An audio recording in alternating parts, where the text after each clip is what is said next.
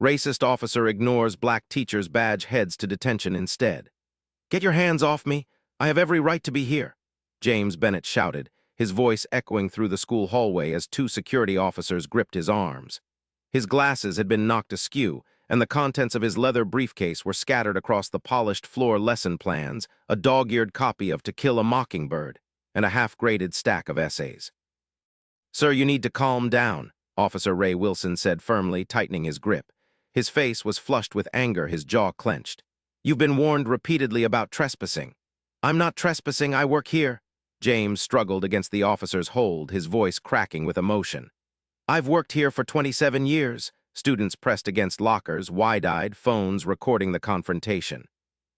Among them stood Zoe Martinez, the student council president, tears streaming down her face as she watched her favorite teacher being forcibly removed. "Mr. Bennett didn't do anything wrong," she cried out. "He's just trying to get to his classroom." "Stay out of this, young lady," Officer Wilson snapped, not even glancing in her direction.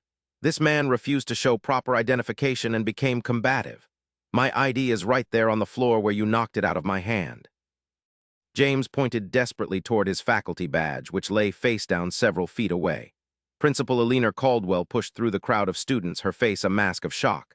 "What on earth is going on here? Release Mr. Bennett immediately." Officer Wilson's expression shifted, uncertainty flickering across his features. "Ma'am, this man was attempting to enter the building without proper clearance. When questioned, he became hostile. He had his badge, I saw it," Zoe shouted. Officer Wilson wouldn't even look at it. The hallway fell silent as Principal Caldwell bent down to retrieve the faculty ID. She held it up, her hand trembling with barely contained fury. "Officer Wilson, you are to release Mr. Bennett this instant and report to my office for an emergency disciplinary meeting. Your conduct today is completely unacceptable." As the security officers loosened their grip, James straightened his tweed jacket with as much dignity as he could muster, though his hands shook visibly. "I've given 30 years of my life to law enforcement," Officer Wilson protested, his voice quieter now but still defiant. "And you're going to take his word over mine? Do you know what these people are capable of?" A collective gasp rippled through the hallway. Principal Caldwell's expression hardened to stone. "Officer Wilson, you are suspended effective immediately. Turn in your badge and radio before you leave the premises." But let's go back to how this all started. It was just 3 hours earlier when James Bennett's day began like any other Tuesday in his nearly 3 decades of teaching at Lincoln High School. The alarm clock radio clicked on at precisely 5:30 a.m., the familiar voice of the morning DJ announcing the weather forecast as James Bennett rolled over with a groan. 62 years old, and he still wasn't used to early mornings, even after decades in the classroom. The radio played Bridge Over Troubled Water by Simon and Garfunkel, and James hummed along as he swung his feet to the floor. His modest 2-bedroom house was quiet except for the soft padding of his aging golden retriever, Atticus, who nosed open the bedroom door and ambled toward the bed, tail wagging hopefully. "Good morning, old friend," James said, scratching behind the dog's ears. "Ready for our walk?"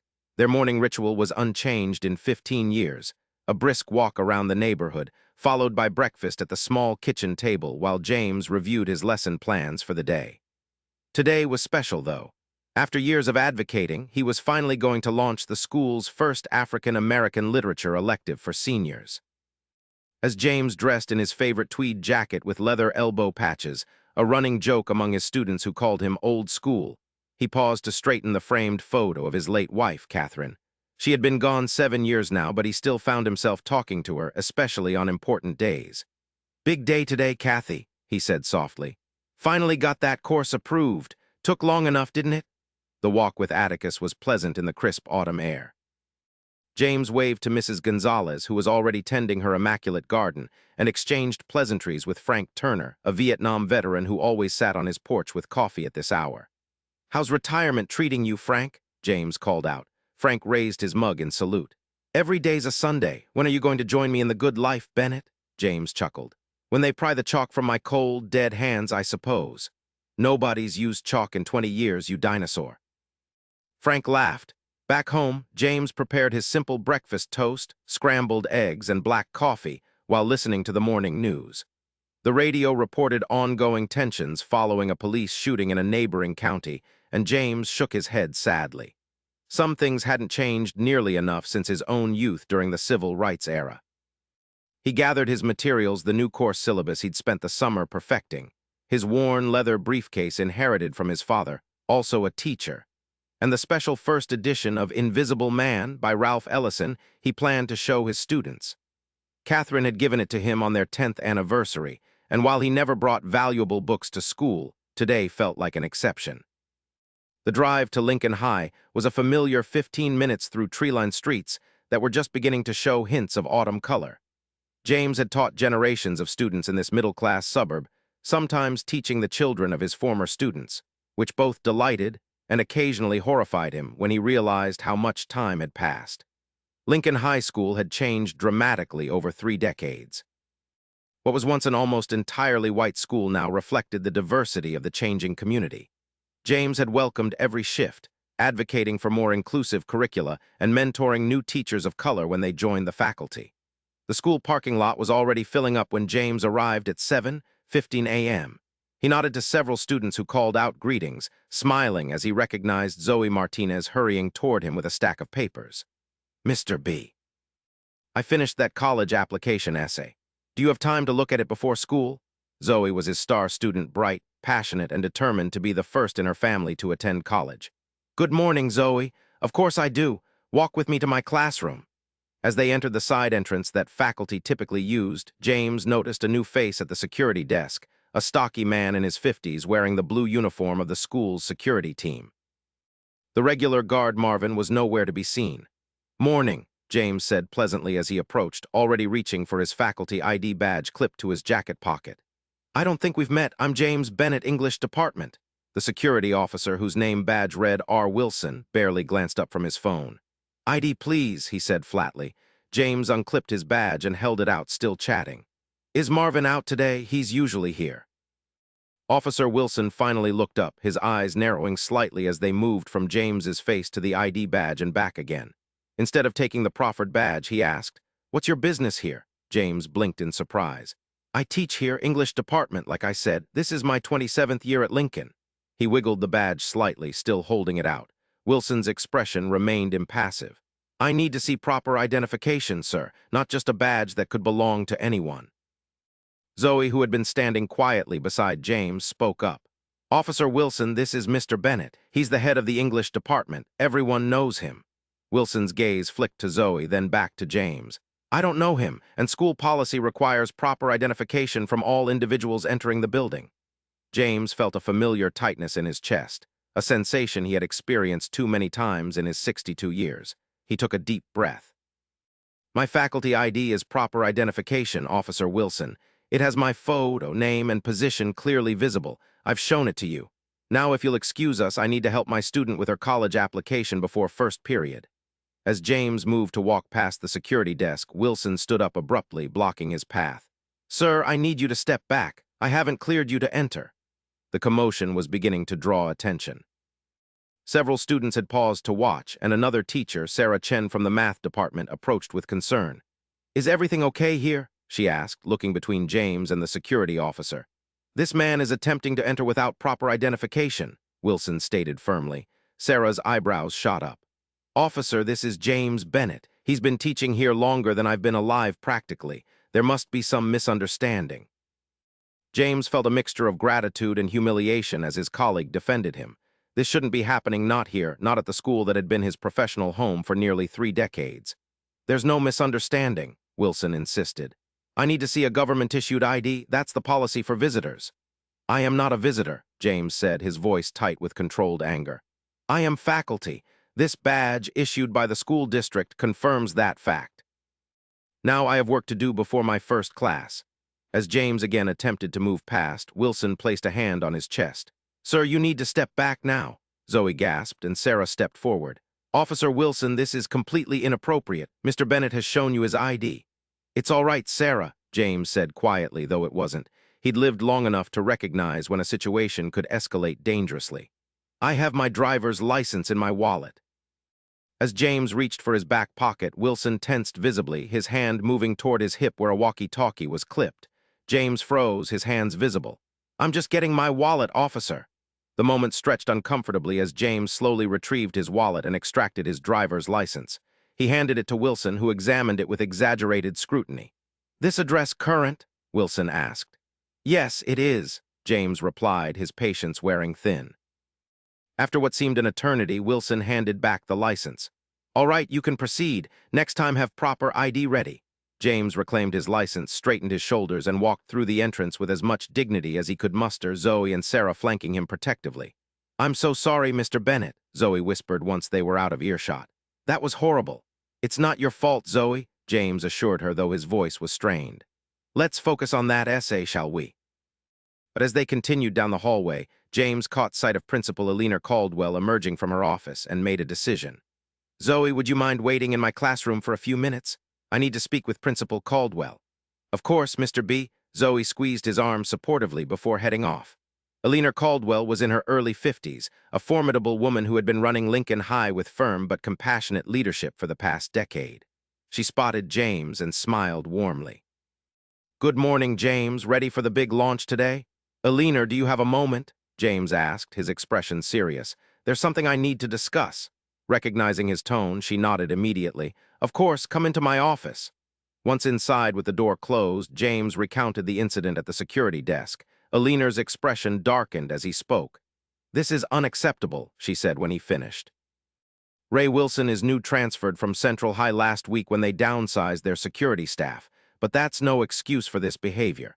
It's not the first time I've experienced something like this, James said quietly, but it is the first time it's happened here at Lincoln.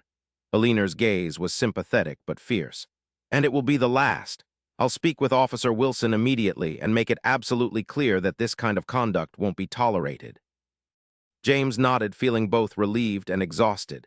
It was only 7:30 a.m. and the day that should have been a celebration of years of effort already felt tarnished. Thank you, Alina. I appreciate your support. He rose to leave, then hesitated. I should mention that Sarah Chen and several students witnessed the interaction. It might be good to check in with them as well. I will, Alina assured him. And James, I'm truly sorry this happened. James managed a small smile. I know. But it did happen, and it's important that we address it directly. Now, if you'll excuse me, I have a student waiting to discuss her college essay. The morning proceeded with an outward semblance of normalcy.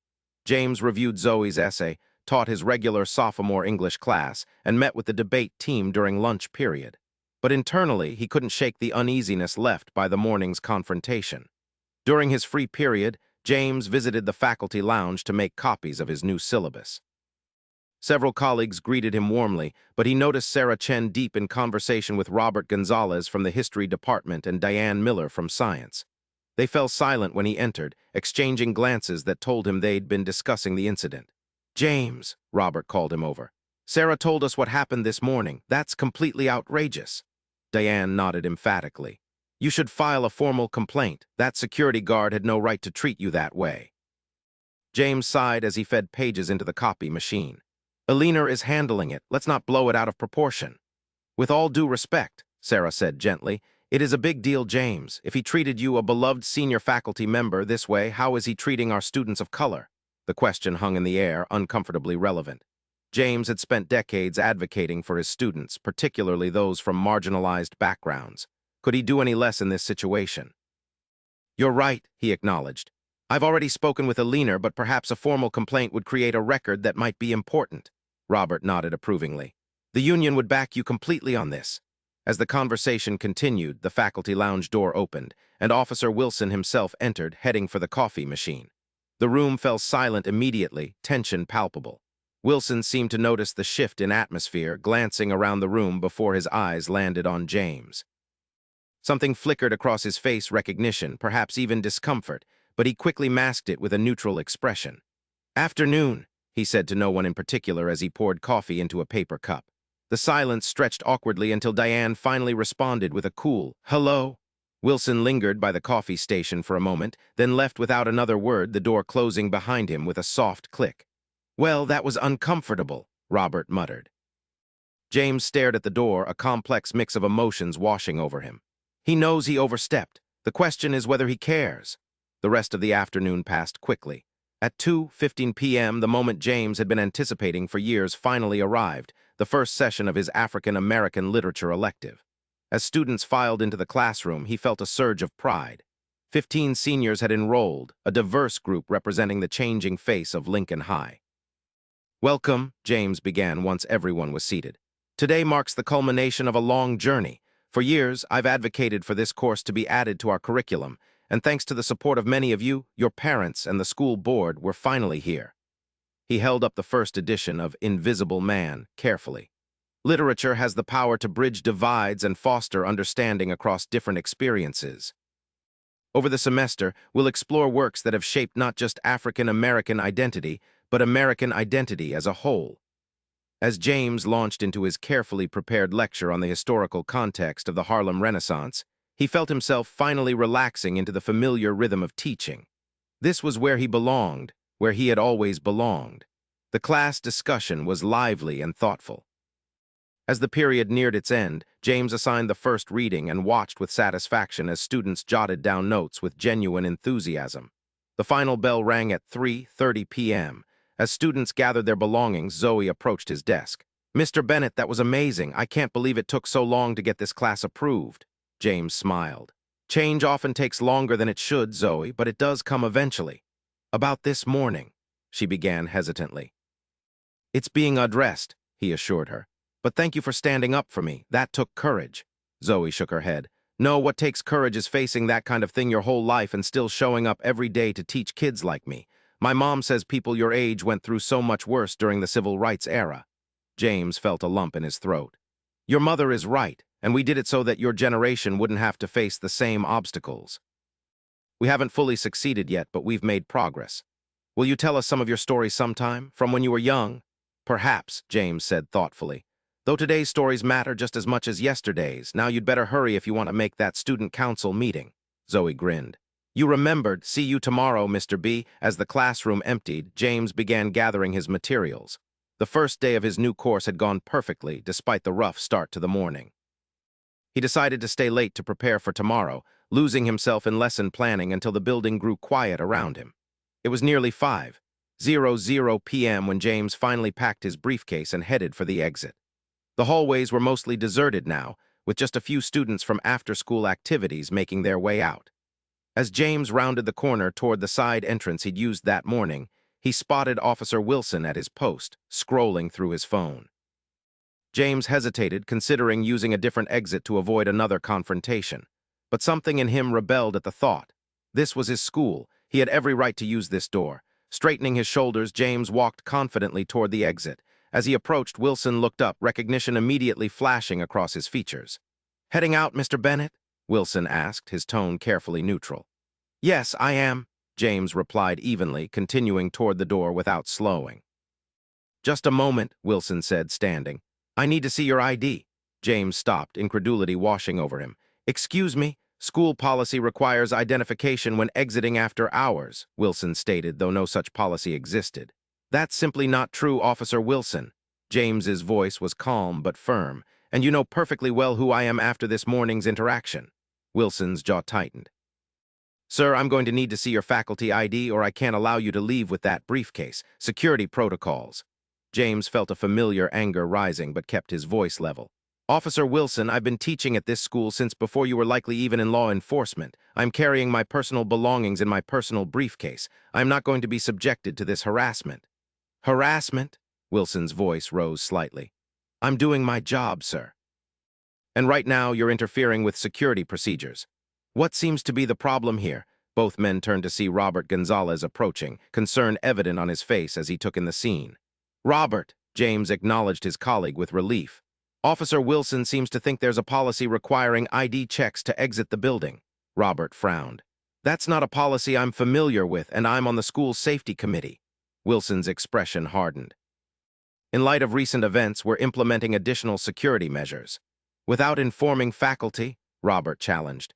"That would require approval from both the administration and the union." Wilson seemed to realize he was on shaky ground.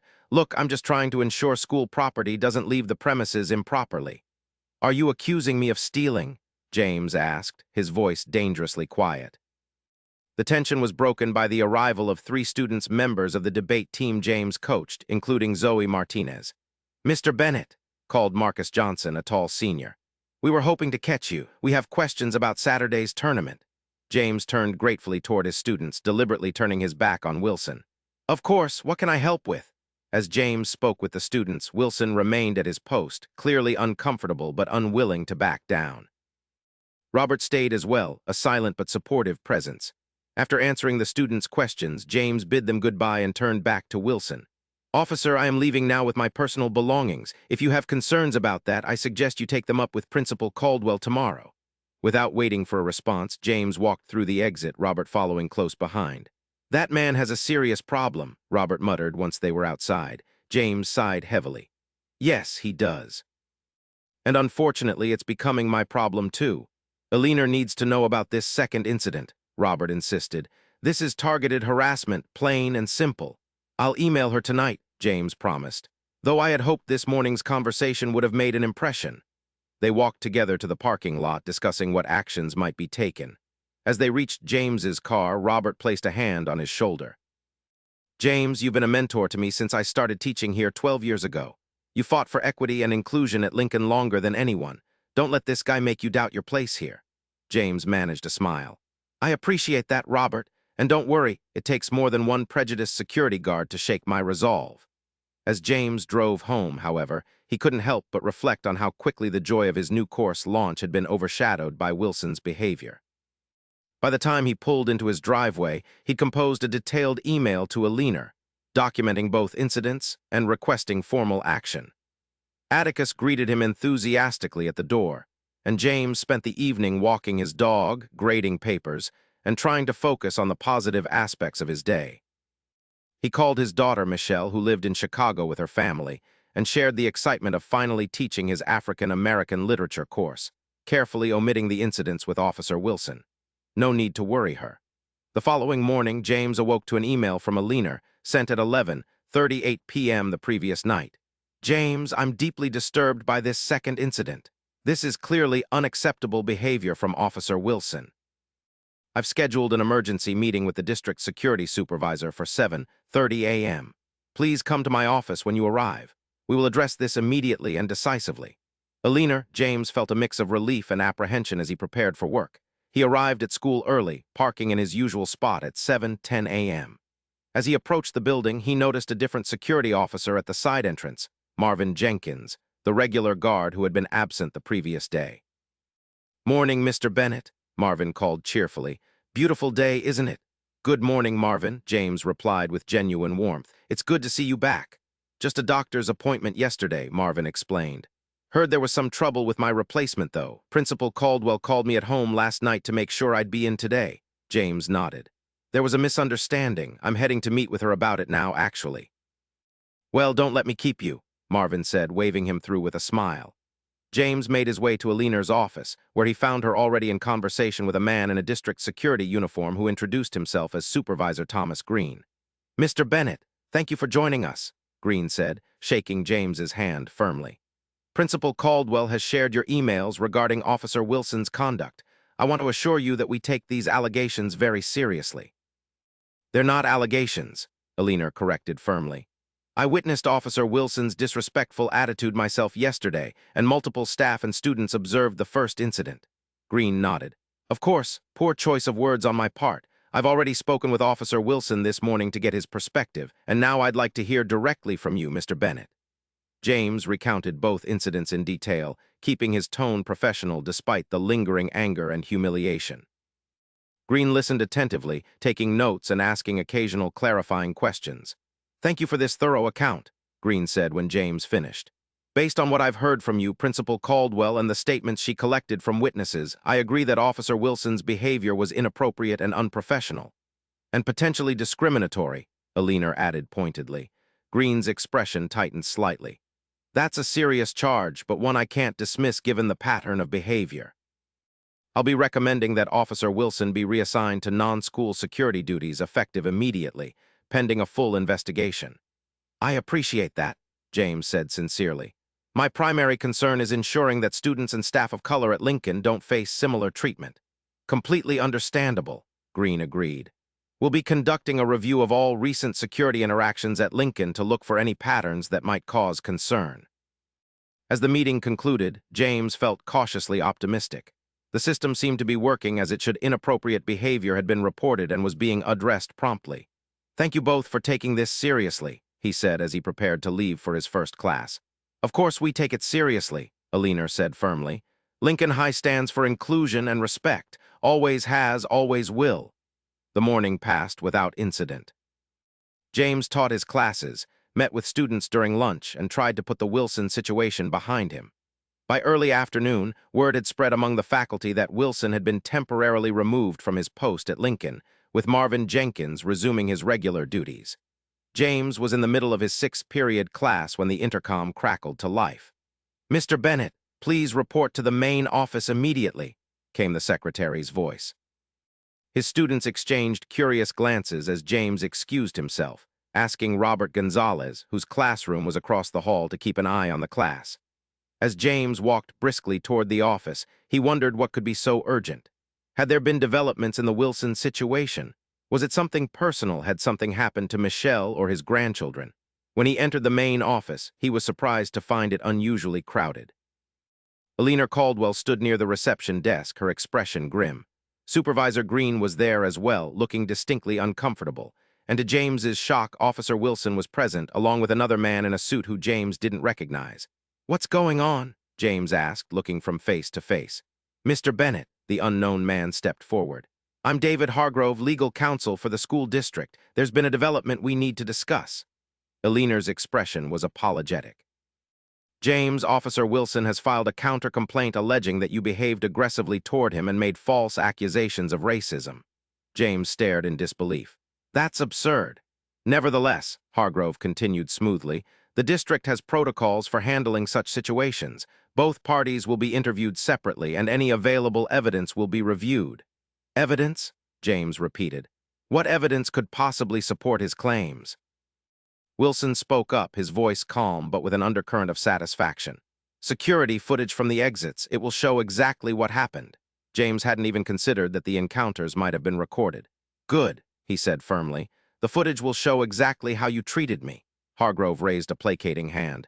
"We'll review everything thoroughly and objectively. In the meantime, both of you are being placed on administrative leave with pay effective immediately." "Administrative leave?" James echoed in shock. "I've done nothing wrong."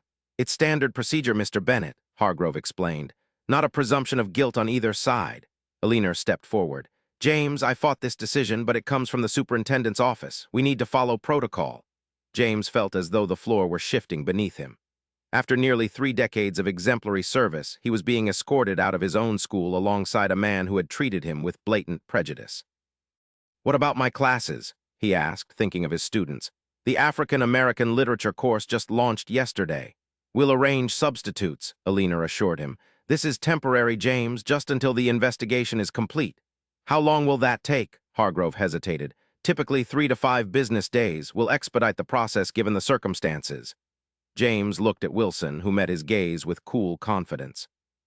Somehow the security officer had managed to turn the tables, portraying himself as the victim rather than the aggressor. "I'd like to collect some materials from my classroom," James said stiffly. "Of course," Hargrove nodded. "Supervisor Green will accompany you." The implication was clear. He couldn't be trusted to go to his own classroom alone. James felt a surge of indignation but swallowed it down. Making a scene would only play into Wilson's narrative. "Fine," he said shortly. As James and Green walked silently through the hallways, students and teachers stared curiously. News traveled fast in a high school, and already there seemed to be an awareness that something significant was happening. In his classroom, James gathered only the essentials, his lesson planner, a few personal items from his desk, and the first edition of Invisible Man he'd brought for his new course. He placed everything carefully in his briefcase, acutely aware of Green watching his every move. "For what it's worth," Green said quietly as James closed his briefcase, "I don't believe Wilson's version of events." James nodded but didn't respond. Words seemed inadequate to express the mixture of anger, humiliation, and betrayal he was feeling. As they walked back toward the main entrance, they passed the open door of the faculty lounge. Inside, several teachers looked up, their expressions shifting to concern when they saw James with his briefcase, accompanied by the security supervisor. Sarah Chen stepped into the hallway. "James, what's happening?" "Administrative leave," he answered tersely. "Both Wilson and I pending an investigation." Sarah's eyes widened. "That's ridiculous. We all saw how he treated you." "Apparently there's security footage that will be reviewed," James explained, keeping his voice calm for the benefit of nearby students. The truth will come out. This is outrageous, Sarah fumed. The union will fight this. I appreciate that, James said sincerely. But right now I need to follow procedure.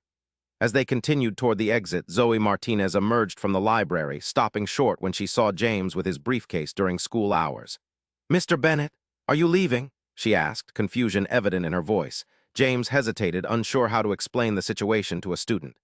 Mr. Bennett has been placed on temporary administrative leave, Green explained professionally. Zoe's expression shifted from confusion to outrage. Because of what happened with Officer Wilson. But he was the one who— It's a standard procedure, Zoe, James interrupted gently. Nothing has been decided. I'll be back soon. But what about our class and the debate tournament this weekend? Other teachers will cover until I return, James assured her, though the thought of someone else teaching his carefully crafted African-American literature course pained him. Focus on your studies and that college application. Zoe looked unconvinced but nodded reluctantly. This isn't right, Mr. B. Many things in life aren't right, James said quietly. The important thing is how we respond to them. As they reached the main entrance, James was surprised to find Robert Gonzalez waiting, his expression thunderous. I heard what happened, Robert said without preamble. This is a complete overreaction by the district. Mr. Gonzalez, Green began, this is a personnel matter. Save it, Robert cut him off. James, I'm driving you home. No colleague of mine is walking out of here like this without support. James felt a lump in his throat at the gesture. Thank you, Robert. I'd appreciate that. As they walked to the parking lot, Robert fuming beside him, James caught sight of Officer Wilson also being escorted out, but through a different exit. Wilson's expression was unreadable at this distance, but his posture suggested none of the shame or discomfort that James was feeling. He has no idea the damage he's done, James said softly. To you, Robert asked. To the school, to the students who witnessed his behavior, to everything we've worked for here. Robert's car was a modest sedan with car seats in the back for his young twins. As they drove in silence for several minutes, James stared out the window at the familiar neighborhood streets, feeling strangely disconnected from them. The union rep is already involved, Robert finally said. She's demanding to see the security footage immediately.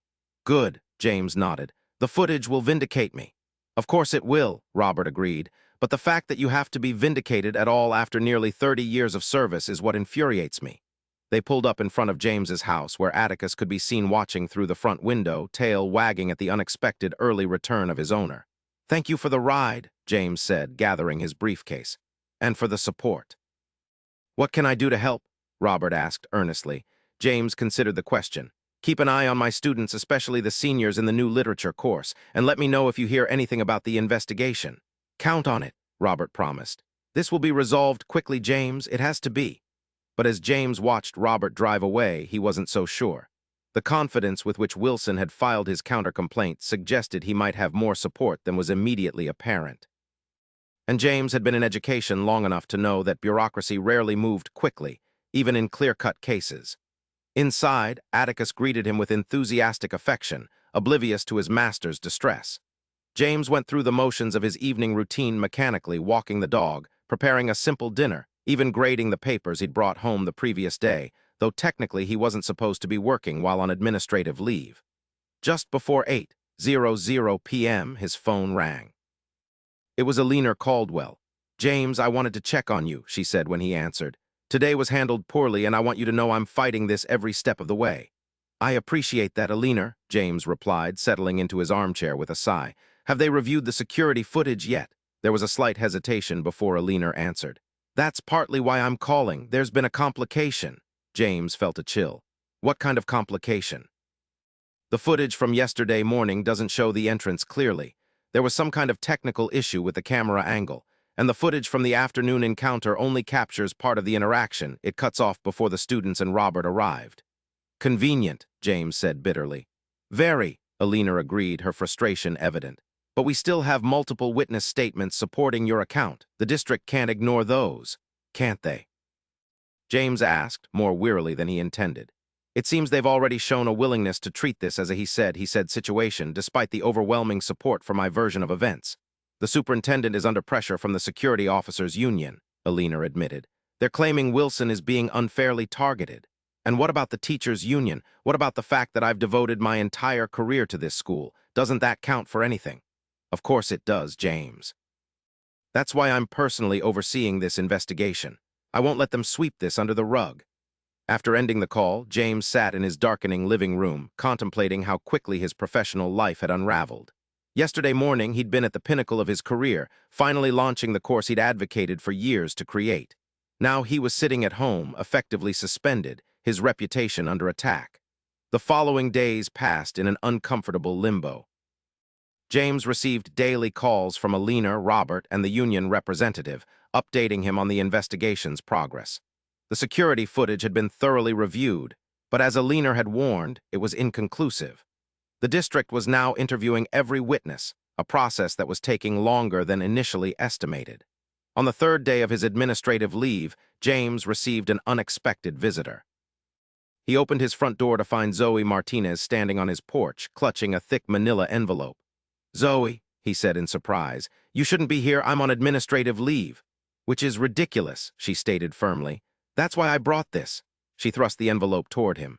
Inside, James found dozens of letters, handwritten notes from students, parents, and colleagues, all expressing their support and outrage at his treatment. "Everyone's talking about what happened," Zoe explained. "Not just at school, but in the whole community. Officer Wilson has a history, Mr. Bennett. He was transferred from Central High after similar incidents there." James looked up sharply. "How do you know this?" Marcus's older brother was a student at Central last year. He said Wilson was known for singling out students of color for random security checks. This new information added another layer to the situation. If Wilson had a documented history of discriminatory behavior, why had he been transferred to Lincoln rather than disciplined or dismissed? "Zoe, this is important. Has Marcus's brother told this to the investigators?" "He's giving a statement tomorrow," Zoe confirmed. "A bunch of former Central students are coming forward." For the first time in days, James felt a glimmer of hope. If Wilson's behavior at Lincoln wasn't isolated but part of a pattern, the district would have a much harder time dismissing it. "Thank you for bringing this to me," he said sincerely. "But you should get home now. I don't want you to get in trouble for visiting a teacher on administrative leave." Zoe rolled her eyes. "Mr. B, half the school would be here if they could. You're the most respected teacher at Lincoln." After Zoe left, James immediately called Alina to share what he'd learned about Wilson's history at Central High. Her response was telling. "I suspected as much," she said grimly. "When he was transferred here without explanation, I requested his personnel file, but it was heavily redacted. Now I understand why." "If there's a documented pattern," James began, "then the district has a serious liability issue on their hands," Alina finished. "This changes everything, James. I'm calling an emergency meeting with the superintendent tonight." The next morning, James received a call from the district's legal counsel, David Hargrove, requesting his presence at a meeting that afternoon. When James arrived at the district offices, he found Alina, Supervisor Green, and Hargrove waiting in a conference room. Conspicuously absent was Officer Wilson. "Mr. Bennett," Hargrove began formally, "thank you for coming. In light of new information that has come to our attention regarding Officer Wilson's employment history, the district has decided to conclude its investigation." "And the findings?" James asked cautiously. "We have determined that Officer Wilson engaged in inappropriate conduct in his interactions with you," Hargrove stated. "He has been terminated from his position, effective immediately." James felt a rush of vindication, quickly followed by lingering anger. "And what about the false counter-complaint he filed against me?" Hargrove had the grace to look uncomfortable. "That complaint has been dismissed. The district acknowledges that it was without merit and extends its sincere apologies for the disruption to your teaching duties." "I'll be returning to my classroom tomorrow then?" "Yes," Alina confirmed, a hint of triumph in her voice. "Your administrative leave is ended. You'll be back in your classroom first thing tomorrow morning." James nodded, processing this abrupt resolution. "And what about the broader issues this incident has raised? The fact that Wilson was transferred to Lincoln despite his history of similar behavior at Central." Green spoke up for the first time. "That's being addressed at the highest levels, Mr. Bennett. A full audit of security personnel assignments and complaint procedures is underway." "I see," James said, not entirely satisfied but recognizing this was a significant step. "And my students, what have they been told about my absence?" "Only that you were on temporary leave," Alina assured him. "We've been careful not to share details of an ongoing investigation with the student body." "Then I'd like to address them myself," James stated firmly. "They deserve to understand what happened, especially those who witnessed the incidents directly." Hargrove seemed about to object, but Alina spoke first. I agree. Perhaps a special assembly tomorrow morning. It would send a strong message about the school's commitment to addressing these issues openly. The next morning, James arrived at Lincoln High earlier than usual, greeted by a beaming Marvin Jenkins at the security desk. "Welcome back, Mr. Bennett. Things just weren't right without you here." Inside, teachers and staff stopped to welcome him back, many offering words of support or congratulations on Wilson's termination. By the time the first bell rang, summoning students to the auditorium for the special assembly, James felt a renewed sense of belonging. As he took his place on the stage beside a leaner looking out at the sea of student faces, James spotted Zoe Martinez in the front row, sitting with Marcus Johnson and other members of the debate team. They gave him encouraging smiles and subtle thumbs-up gestures. Leaner stepped to the microphone first. "Good morning, Lincoln High. Today we're gathered for an important conversation about respect, dignity, and standing up for what's right. As many of you know, Mr. Bennett was absent for several days due to circumstances that I'm now going to ask him to explain in his own words." As James moved to the microphone, a hush fell over the auditorium. He looked out at the young faces watching him, expectantly diverse faces representing the changing community Lincoln High served. These students deserved honesty. "3 days ago," he began, his voice steady, "I was placed on administrative leave following a series of incidents involving a security officer who is no longer employed at Lincoln High. This officer subjected me to discriminatory treatment based on the color of my skin." A murmur ran through the audience. James continued, "I'm sharing this with you not to cause division or anger, but because I believe in transparency and because this experience, painful as it was, carries important lessons for all of us." For the next 15 minutes, James recounted the events honestly but without rancor, emphasizing the importance of speaking up against injustice and the power of community support. He acknowledged the students and colleagues who had stood by him, particularly commending Zoe and Marcus for their courage in coming forward with crucial information. "What happened to me is not unique," he concluded. "Many of you have experienced similar treatment in your own lives. What matters is how we respond, not with hatred, but with dignity and determination to create change. That's what I've tried to teach you for nearly 30 years, and what I'll continue to teach for as long as I'm fortunate enough to stand before you." The applause that followed was thunderous, students rising to their feet in a spontaneous standing ovation. James felt overwhelmed by the response, especially when he saw tears on the faces of some students who had perhaps seen their own experiences reflected in his story. As the assembly dispersed and students headed to their first period classes, Zoe lingered behind, approaching the stage where James was gathering his notes. "That was amazing, Mr. B," she said sincerely. "You turned something awful into a teaching moment." James smiled. "Isn't that what teachers are supposed to do?" "I guess so," she agreed. "But not every teacher would have handled it with so much. I don't know, Grace. When you've lived as long as I have, Zoe, you learn that bitterness only hurts yourself. The important thing is that justice was done, and perhaps some minds were opened in the process." Later that day, as James taught his African American literature elective, he felt a renewed sense of purpose. The classroom was alive with energy as students engaged passionately with the text, making connections between historical struggles for equality and their own contemporary experiences. As the bell rang to end the period, Marcus Johnson lingered behind. "Mr. Bennett, can I ask you something?" "Of course, Marcus. When Officer Wilson was treating you that way, how did you stay so calm? If it had been me, I don't think I could have." James considered the question carefully. "Experience, partly. I've encountered prejudice many times in my life, beginning long before you were born, but also I knew that responding with anger would only reinforce his preconceptions." "But isn't anger the right response to injustice?" Marcus pressed. "Anger can be righteous and justified," James acknowledged. "But how we channel that anger matters. Throughout history, the most effective agents of change have transformed their anger into disciplined, strategic action. That's what I tried to do, and what you did too, by helping to uncover Wilson's history at Central." Marcus nodded thoughtfully. "I never thought about it that way." "Thanks, Mr. B." As the school day ended, James made his way to the faculty lounge where he found Robert, Sarah, and several other colleagues waiting with a small cake and a handmade welcome back sign. "We wanted to celebrate your return," Sarah explained, cutting generous slices of cake. "And the fact that you stood up not just for yourself, but for all of us." "I didn't do it alone," James reminded them. "Without your support and the students, the outcome might have been very different." "Don't be so modest," Robert insisted. You've been fighting for equity at Lincoln for decades. This was just the most visible battle. As they enjoyed the impromptu celebration, Eleanor Caldwell joined them, accepting a slice of cake with a smile. "I have some news," she announced. "The school board has unanimously approved a new district-wide anti-bias training program for all security personnel, and they're establishing a community oversight committee to review security practices and complaints." "That's wonderful," James said sincerely. "Systemic change, not just individual consequences. And they want you to be part of developing the training curriculum," Eleanor added. "If you're interested, of course." James didn't hesitate.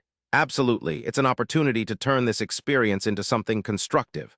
"I thought you'd say that," Eleanor smiled. "It's why I recommended you for the role." As the gathering wound down and teachers began heading home, James lingered in his classroom, gazing out the window at the students crossing the campus toward waiting buses and cars. He thought about how quickly the ordeal had escalated and resolved, just 4 days from the first confrontation with Wilson to this moment of vindication and renewed purpose. His reflection was interrupted by a knock at the open door.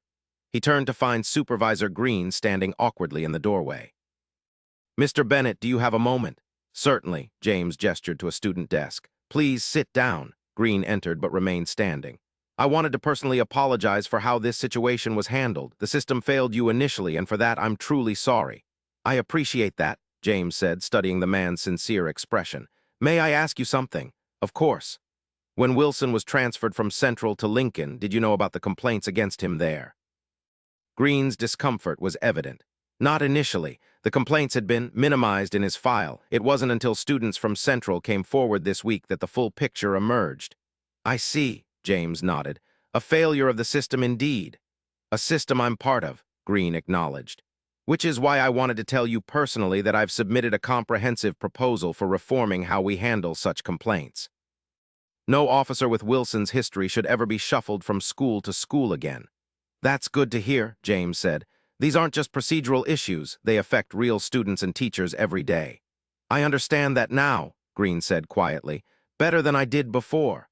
After Green left, James finished gathering his materials and headed for the parking lot. As he approached his car, he spotted Zoe and several other students putting up posters announcing an upcoming student forum on racial equity at Lincoln High. "Need any help?" he called out. Zoe grinned. "We've got it covered, Mr. B, but we were hoping you'd be our faculty advisor for the forum." "I'd be honored," James replied without hesitation. "Great, first meeting is tomorrow at lunch. We're thinking about calling it Badges of Respect." James smiled at the apt title. "I'll be there." As he drove home, the setting sun casting long shadows across familiar streets, James reflected on the tumultuous week. What had begun as a humiliating confrontation had catalyzed meaningful change, not just for him personally, but potentially for the entire school community. Atticus greeted him at the door with usual enthusiasm, and James realized he felt lighter than he had in days. There was still work to be done, conversations to be had, systems to be reformed. But today at least justice had prevailed. Later that evening, as James sat on his porch with Atticus at his feet, his phone rang. It was Michelle calling from Chicago. "Dad, I just heard what happened from Sarah Chen's daughter," she said without preamble. "Why didn't you tell me?" "I didn't want to worry you," James explained. "And it all happened so quickly." "Dad," Michelle's voice was exasperated but loving. "You spent my entire childhood teaching me to speak up when I saw injustice. You marched with Dr. King. You faced down bigger challenges than this security guard, but you still tried to handle it alone." "Not alone," James corrected gently. "I had the support of my colleagues and students. It was quite remarkable, actually." "I'm proud of you," Michelle said softly. "Mom would be too." "Thank you, sweetheart. That means more than you know." As the call ended, James gazed up at the stars emerging in the darkening sky. Catherine had always loved stargazing, teaching their young daughter the constellations from this very porch. "We still have work to do, Kathy," he murmured to the night air. "But we're making progress step by step." Frank called out. "Heard you become quite the celebrity at that school of yours." James chuckled, pausing at the fence. "Hardly, just trying to turn a negative experience into something constructive." "That's what you've always done," Frank observed. "Remember when those developers wanted to put that high-rise right at the edge of our neighborhood? You organized the whole community response." "That was 20 years ago," James said, surprised Frank remembered. "And we still have our quiet streets because of it," Frank pointed out.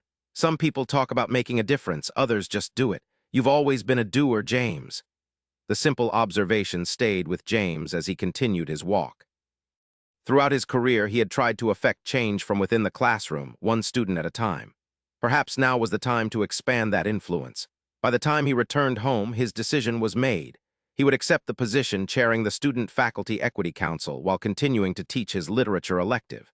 It was time to share the lessons of his experience more broadly. The next morning, James called Alina to accept the position.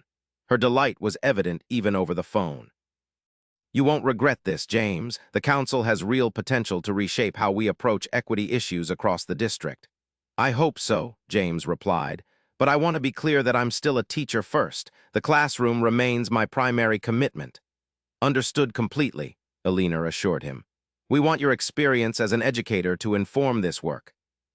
As the weeks passed, the initial furor over the incident with Officer Wilson gradually subsided, but its impact continued to ripple through Lincoln High and beyond.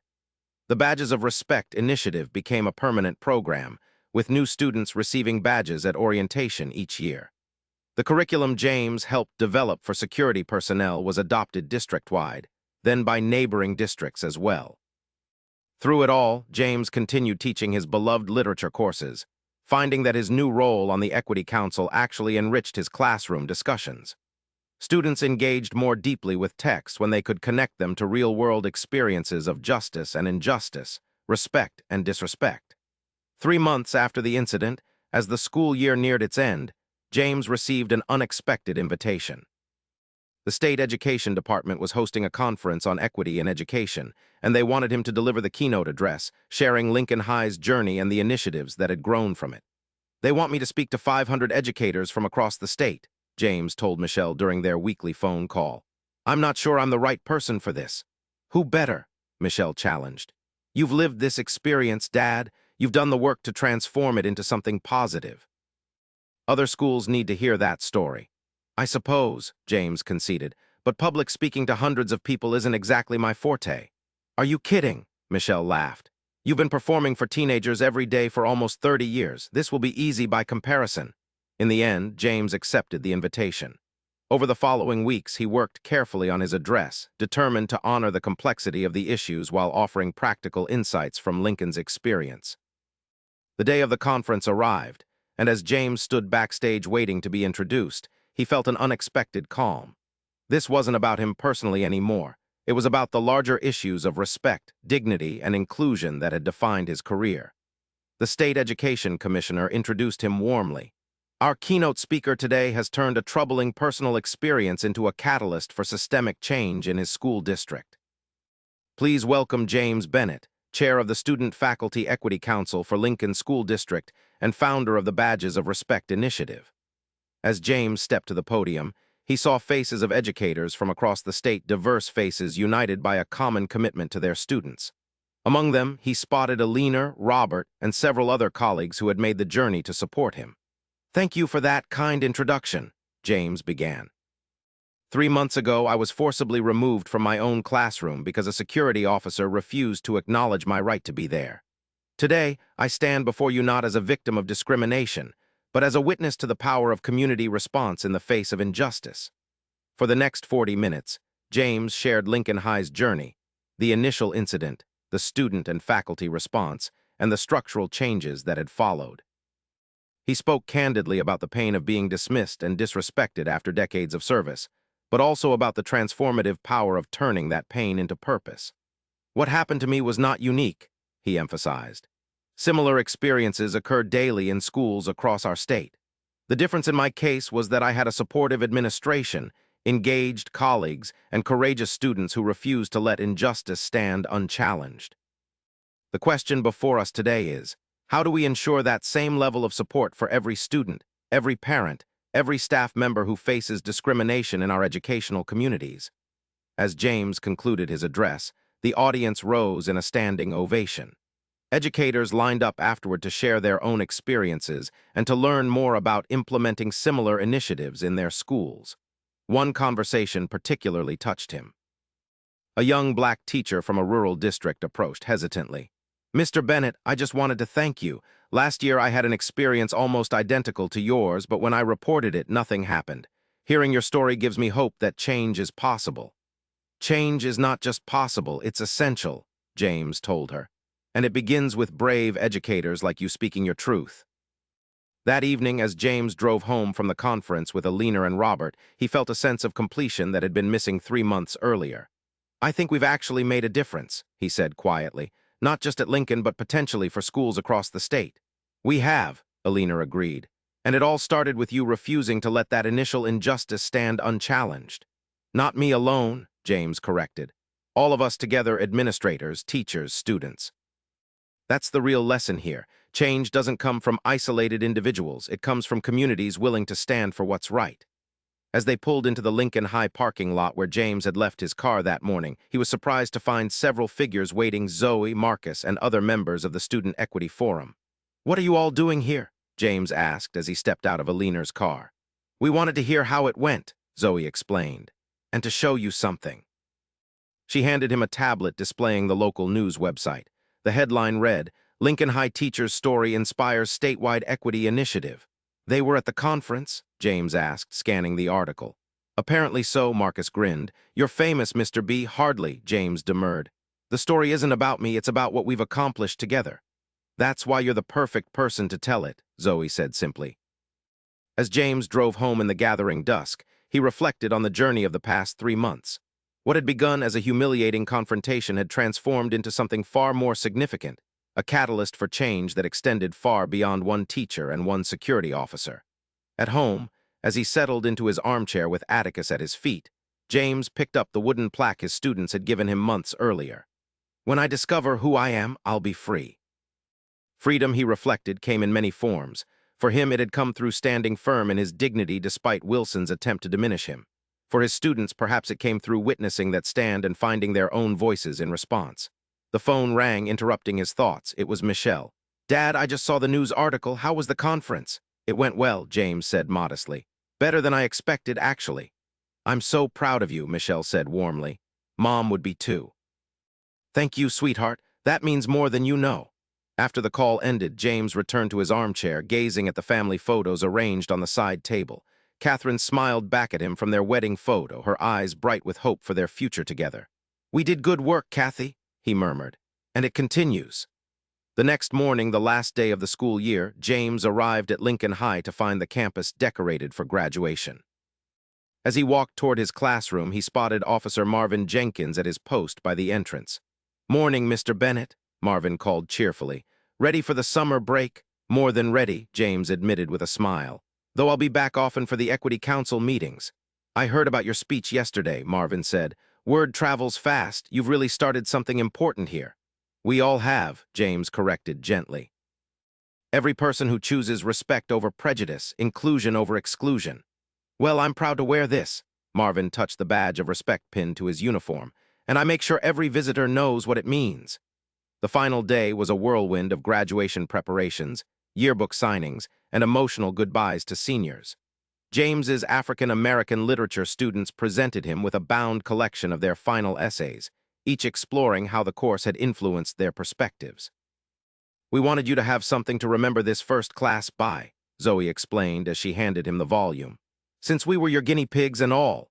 You were pioneers, not guinea pigs, James corrected with a smile, and I couldn't have asked for a better first group.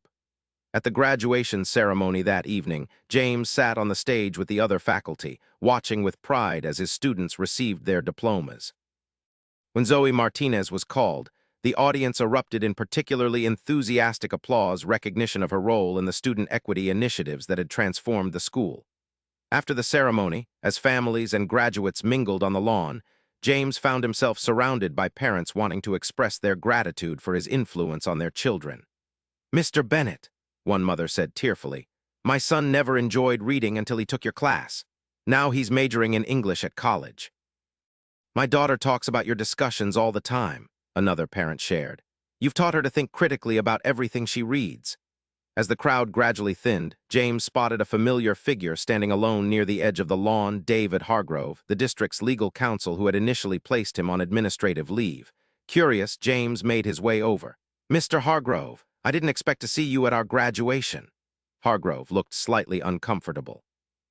I came to offer my congratulations not just on the graduating class, but on the remarkable changes you've helped implement these past months. Thank you, James said, somewhat surprised by the gesture. I also owe you an apology, Hargrove continued. When Officer Wilson filed his counter-complaint, I should have recognized it for what it was, an attempt to deflect responsibility. Instead, I followed protocol without questioning whether that protocol served justice. Protocols exist for a reason, James acknowledged, but they should serve people, not the other way around. That's precisely the point, Hargrove agreed, and the lesson I've taken from this entire situation. Your dignity throughout the process was instructive. As Hargrove walked away, James realized how far the ripples of change had spread, reaching even those who had initially seemed most resistant. The campus was nearly empty when Alina found him, still standing thoughtfully on the lawn. "Penny, for your thoughts?" she asked. "I was just reflecting on the journey we've been on these past few months," James replied. "From that confrontation with Wilson to today. It's been quite a transformation," Alina agreed. "Not just for the school," James said quietly. "For me as well. I came close to retiring after that incident. Did you know that?" Alina looked surprised. "You never mentioned it." "I was so angry, so humiliated. I questioned whether I still belonged at Lincoln after nearly 30 years. And now," James smiled, "now I know this is exactly where I belong, helping to shape a community where everyone feels that same sense of belonging." As they walked together toward the parking lot, Alina asked, "Will you be back in the fall, or are you finally going to join Frank Turner in retirement?" James chuckled. "I'll be back. I've got at least a few more years of teaching in me. And now there's the Equity Council to chair, the statewide initiative to support. It seems my career is taking a new direction just when I thought it was winding down." "I'm glad to hear it," Alina said sincerely. "Lincoln High needs you, James. We all do." The summer passed quickly, filled with Equity Council meetings, curriculum development sessions, and visits from former students. James also found time for simple pleasures, long walks with Atticus, weekend visits from Michelle and her family, evenings on the porch with a good book. When September arrived and the new school year began, James returned to Lincoln High with renewed energy and purpose. The halls felt different somehow, not just because of the fresh paint and new decorations, but because of the palpable sense of community that had grown from the previous year's challenges. On the first day of classes, as James welcomed a new group of students to his African American literature elective, he noticed each one wore a badge of respect prominently displayed. "I see you've all received your badges," he observed with satisfaction. "Everyone gets one at orientation now," a student explained. "They told us the story about how they started." "That's a story worth knowing," James agreed. "But today we're going to begin a new story together, exploring how literature can help us understand experiences different from our own, how words can build bridges between diverse lives and perspectives." As he looked out at the eager young faces before him, James felt a profound sense of gratitude. The painful incident with Officer Wilson could have ended his career on a bitter note. Instead, it had become a catalyst for growth and change, not just for him, but for an entire community. "Open your books to page 1, James instructed, his voice strong and clear. "Let's begin." Thank you for listening. If this story touched you, please subscribe and share your thoughts in the comments.